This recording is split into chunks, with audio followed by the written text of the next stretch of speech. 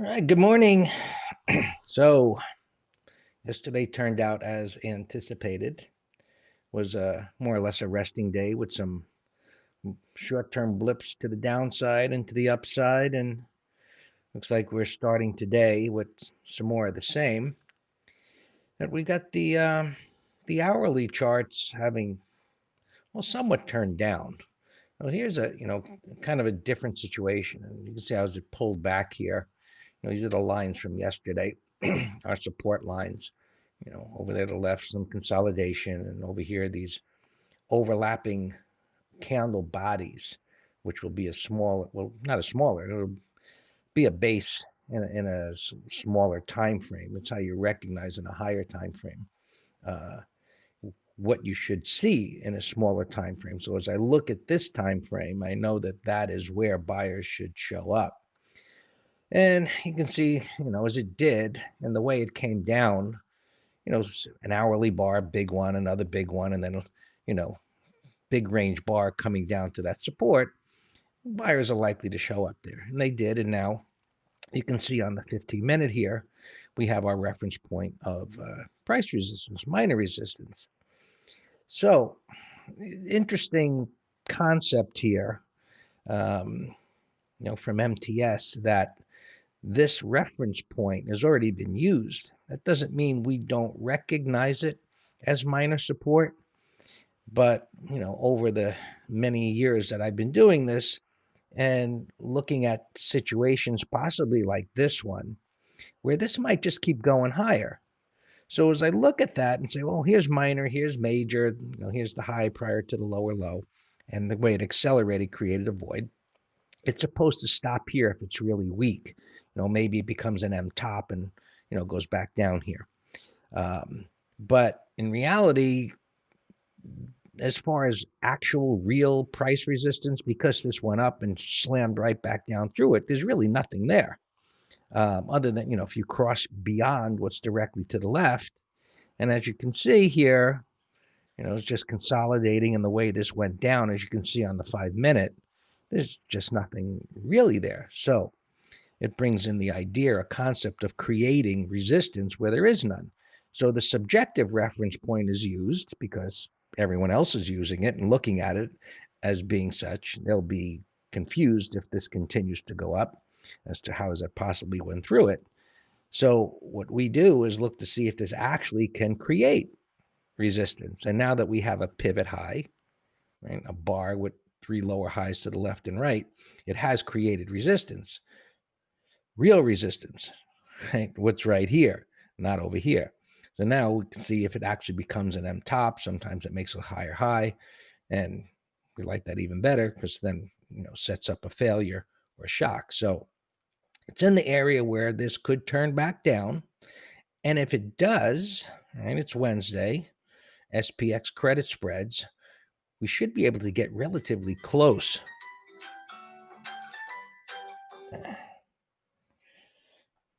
Relatively close, and maybe just something above 3280 would be doable.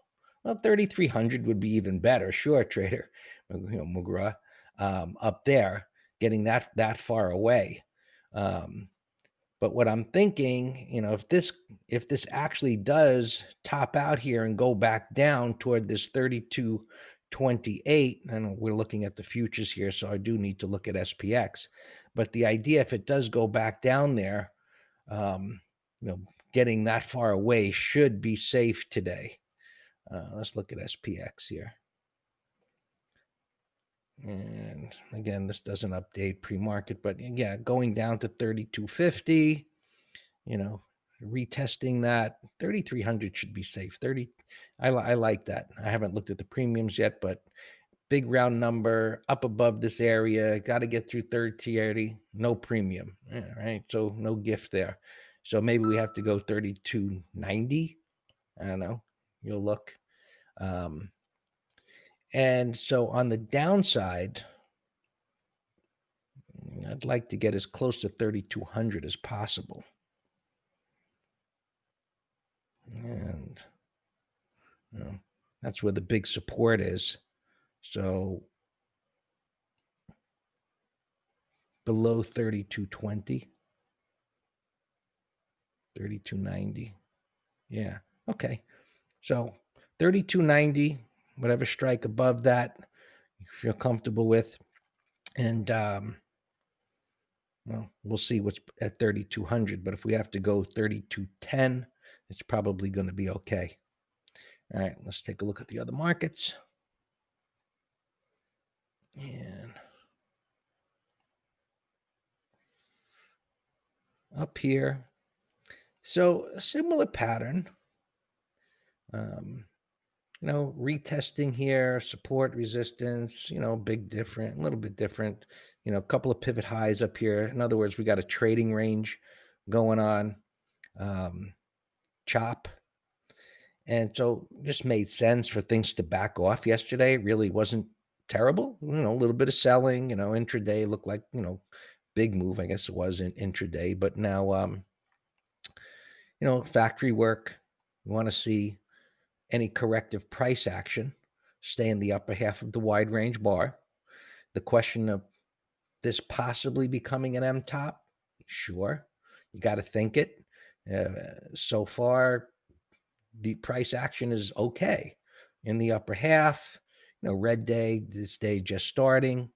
Maybe we're in for another choppy day here. So, a couple of days of sideways price action in an obvious place where sellers were going to show up.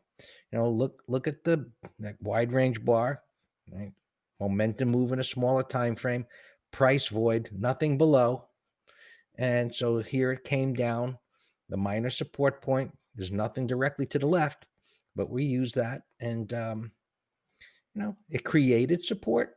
It retested. So this becomes an intraday critical point for the NASDAQ to hold now that it's created this retest area that it holds above it. And looking at the Qs, we got a completely different picture there from the overnight trading. It's going back to this here, kind of 1230. 1230.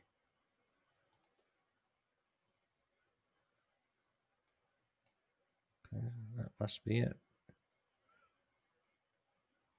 Why does that look so odd? Anyway.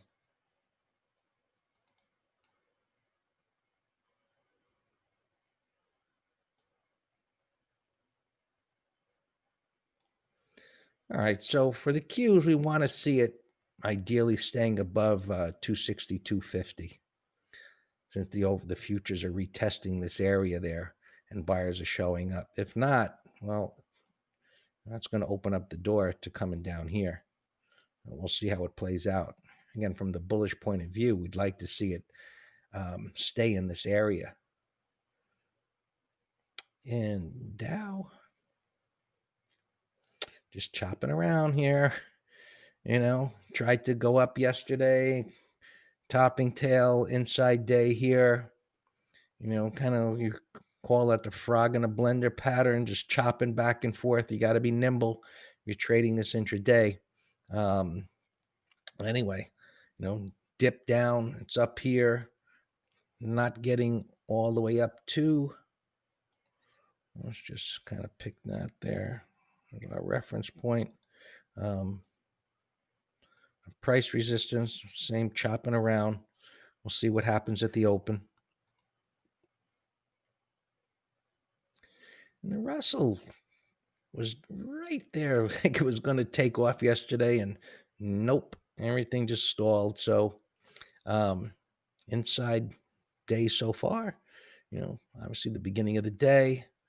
Now, if we should possibly end this way today, this is going to be, place your buy stop above the high and look for this to continue up to the high. It'll just be, a resting period at the top of the wide range bar. So we'll see. Down below here, it gets down below that little peekaboo below that prior bar there. It's going to open up the door to lower since there's nothing there. And We'll just have to see how it unfolds. Right? So, saying that it could drop down, but remember the concept of a bullish wide range bar is that the candle bodies we want to see stay in the upper half. So there are times where you get intraday sell-offs and then buyers step up again and push the closing price back up.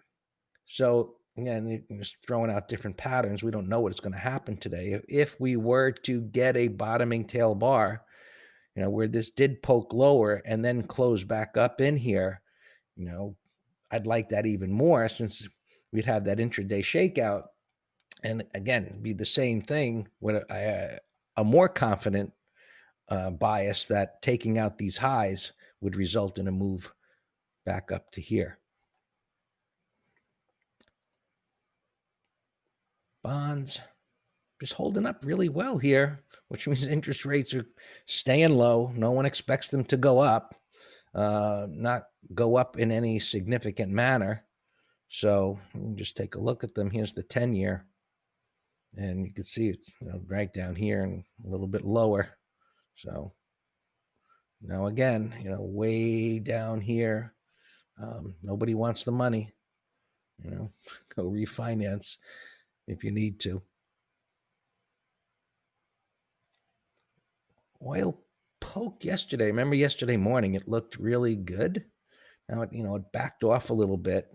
So it creates the thought of, if you bought the breakout, you got to be a little nervous here that this doesn't become a breakout bar failure.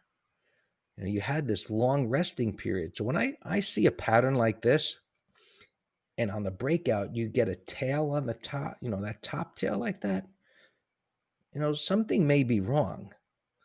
And the reason is, this was quite a long resting period. So there should have been buying right into the close there.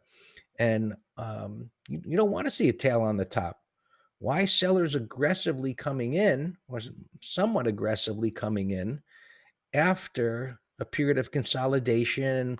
There was a little shakeout, red bars ignored, this little pullback here. You can see it as sort of a little mini bull flag if you like to look at it that way or view it that way, but a bottoming tail bar. So you got to be a little skeptical of, why is that backed off already?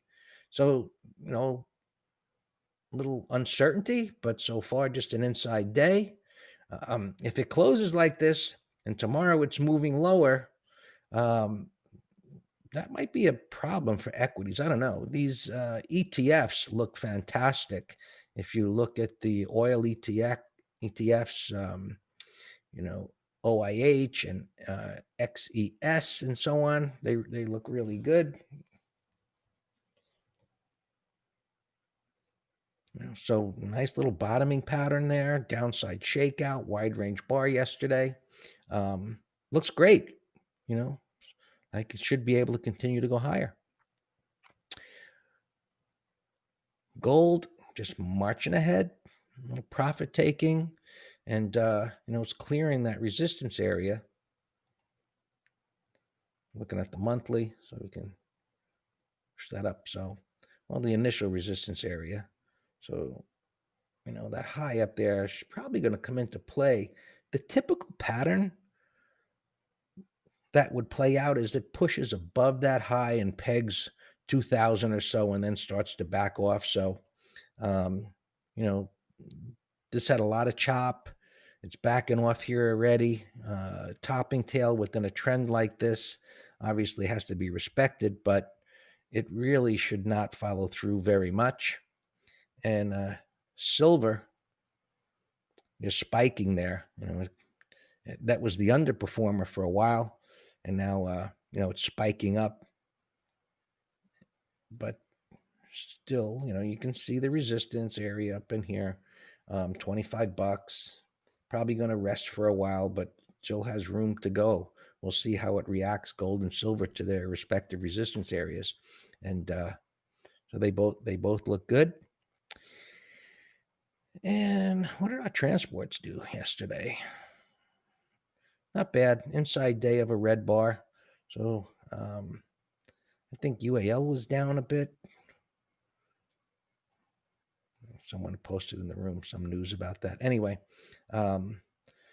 just looking at that monthly there, kind of a period in time where it's really going to have to deal with that resistance. And so far, the daily looks okay. We'll see if this can continue to hold up. We know that a little bit of a nervousness with this market is, as good as things appear to be, this sentiment up here is a problem. And at some point, it's going to come home and, cause the problem it historically does. And, yesterday's breath did pick up, even though the market was choppy. And so now, we're going to keep an eye on this day to day. Whereas, if we do get some momentum to the upside, we're going to get a sell signal if this pushes up into this area up here. So we'll continue to monitor that and update as it unfolds. So there you go. All yours, Dan.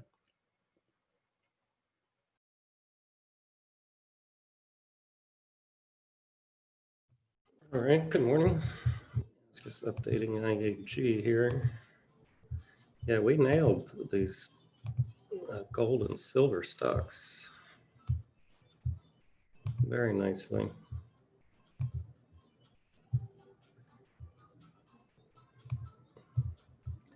All right, we have a ton of opens. They're all doing fine. If anybody has a question, you can ask me. Otherwise, I'm gonna go right. We had a ton of earnings and other stocks of interest. I want to go look at those first. Look at this little blink here on bottom right. I was watching this for a core trade all the way on this bar. On 7/16, I said, hey, this is worth watching. And I said, even if it takes a week or so to set up, and that's exactly what it's doing. It chopped around for 3 more days, which is kind of a retest. And look at it blasting right now. So it's already up another 10%. I posted it to our subscribers at $7 saying, hey, this is a core watch. I was hoping it would just kind of stay there and then we could buy a 30-minute high. But look, now it's gapping here. Can't do anything with it now, unfortunately. Arun JHG. Yeah, looks fantastic. Yep, that was on our list from yesterday, carryover. Also KKR. We had BBY. I was going to buy over yesterday's high, and look at that, gapping up $5. I mean, the market was selling off into the close, and I said hold off on longs, and my plan was to buy the high today. I mentioned it in the nightly video. It looked fantastic.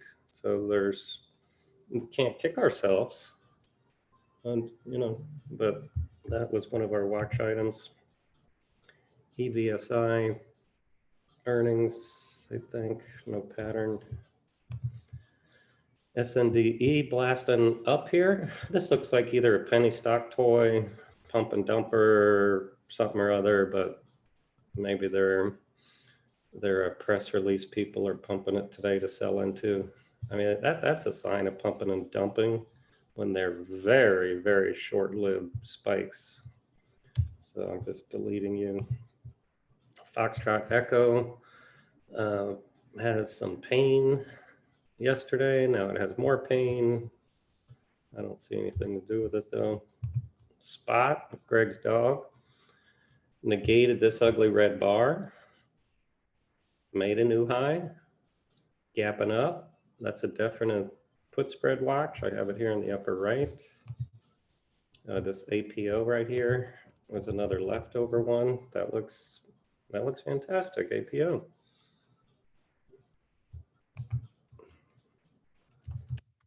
Tehran, Navi, 827. It's a big gap. That would kind of be my target. So it's not a tier 1. You just got to see what it does. CEO 108. That's light volume, 119,000. But that's a very bearish gap. And the weekly and monthly are in alignment for lower prices. we'll keep an eye on that. Checkpoint 131. All right, so this could be a gap and crap candidate selling, you know, into strength, into earnings, where we can sell a bear call credit spread. So I am putting that on the list on my other computer.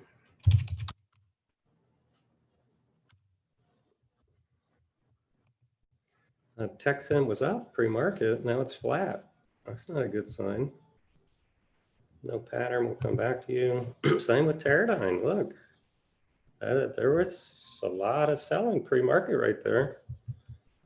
We'll come back to those. UAL had earnings or lack thereof. You know, we know they're going to be down. You know, everybody knows, you know, we talk about trading news, right? Which is the stock's going to gap up or down on earnings based upon what is priced in, what the market expects. And, you know, relatively flat here. So no big surprise in my opinion. Hey, talking about trading news, eBay was on our short watch list, and I read in the paper today that they were selling some company. And you would think that when they sell something, you would think, you know, without knowing the details, that it should, you know, they're selling it to make money. Like Dell went up $5 when it said it was selling BMW. So here's another example of news that the only reason it collapsed like this is because the news on the sale was not as impressive as they thought. Some 1870, that's worth watching. Daily, weekly, monthly has room to low 20s. Well, that's worth watching, maybe 30-minute high.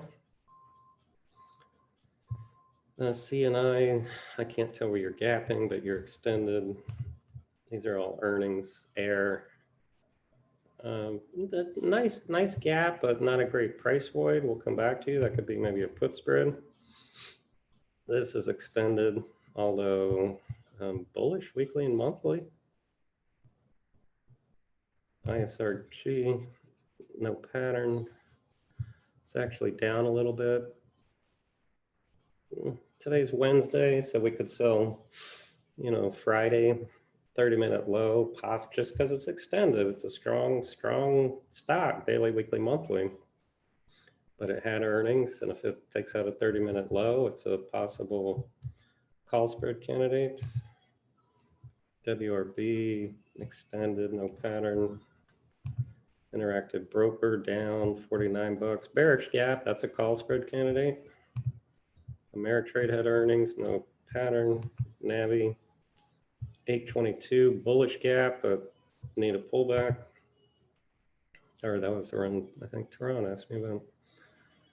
Folt, you're opening flat, no pattern, you're gone. Anna, Karina, if you can put your drop down to all panelists and attendees.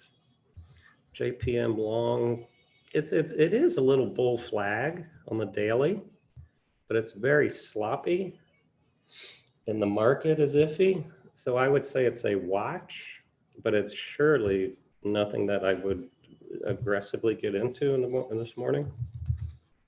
Arun, AGNC. Yeah, over yesterday's high is fine. This one looks better. Yeah, I like REM. Let's put that in a window. Yeah, I like REM. That's a band, right? Is that the rock band, REM? I think so. They went public. Cameron, AUY. Cameron, today would be a day to be taking some profits on these gold and silver stocks. Definitely not looking to enter any of them. That was a beautiful breakout 2 days ago, was your entry. Look at this one we got into, KBX, I mean, sorry, KGC. Look at this, absolutely beautiful. It had this 180 reversal. Look at that. That is textbook, folks. We entered 2 days ago on this breakout. We're still in IAG as a core trade. And we got in on this 1, 2, 3, July 2nd. See, that's your no-brainer entry. We sat through this pullback. We sold a third. We sat through all this. And we still have 2/3 of a position. Cough, earnings down, no pattern.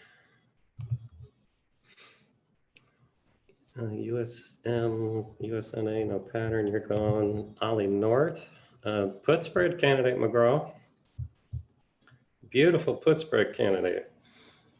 McGraw, why don't you watch that one and I'll watch Checkpoint. DY, I can't tell where you're gapping, but yeah, over yesterday's high looks good. Ollie North, right here.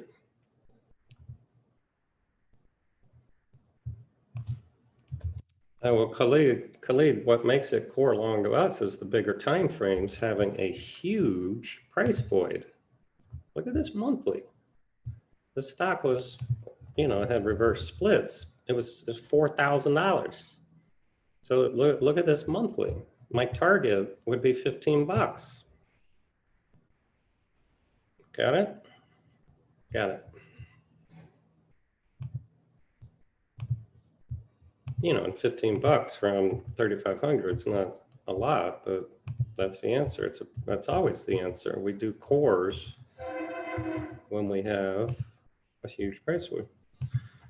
All right, DY, I said over the high. Less than a minute to go here. We're doing nothing at the open. SLGN. Okay, here for day traders, this is a gap and crap setup. Thanks, Scott. This, something that gaps up big into earnings after a climactic sell setup, gap and crap. I'm going to put that one up here in the upper right.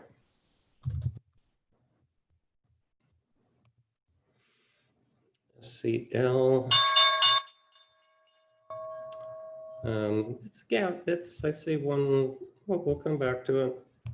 iRobot. Bearish gap, 30-minute low. That's a call spread candidate. All right, whoever wants to watch that one for us. Call spread candidate, I like. MKTX, gapping down. Another call spread candidate, but this one has support. I actually like iRobot better. iRobot is gapping under 1, 2, 3, 4, 5 bars. I'm going to put that in a window too.